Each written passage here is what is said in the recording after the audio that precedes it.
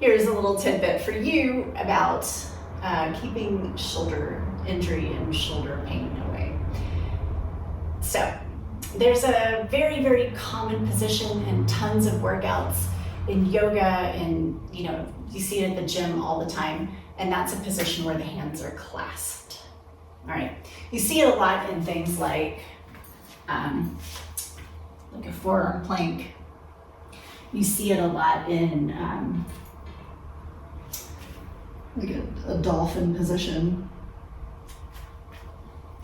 And one of the reasons why it's a preferred position is it's easier. It's easier, isn't it? Because you can really engage your pecs and strengthen the front of your shoulder. But where most people need more strength is actually in the back of the shoulder, especially since today we do lots of things like scrolling. Your shoulders come forward in that. When you drive, your shoulders come forward in that. And when you're at the computer, you still got this forward position with the shoulder. So what we need more of is usually strength in the back of the shoulder. Unless we're just like forward pushing people, right? So this helps a ton. When you go into a forearm plank, stack your wrist right over your elbow. And it makes it a little more challenging, but you're in forearm plank for a reason, and that is the strength challenge, right?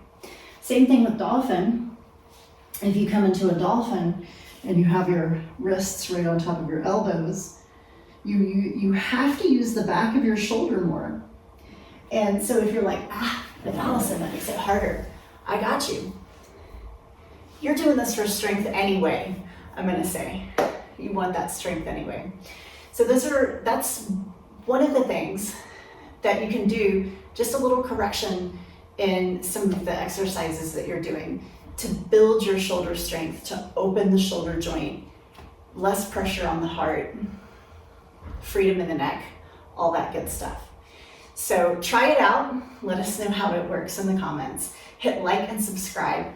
And hey, come to our shoulder workshop. Verena and I are having the shoulder workshop on September 16th. And if you can't make it live, it'll be recorded. So click the link and we'll see you there.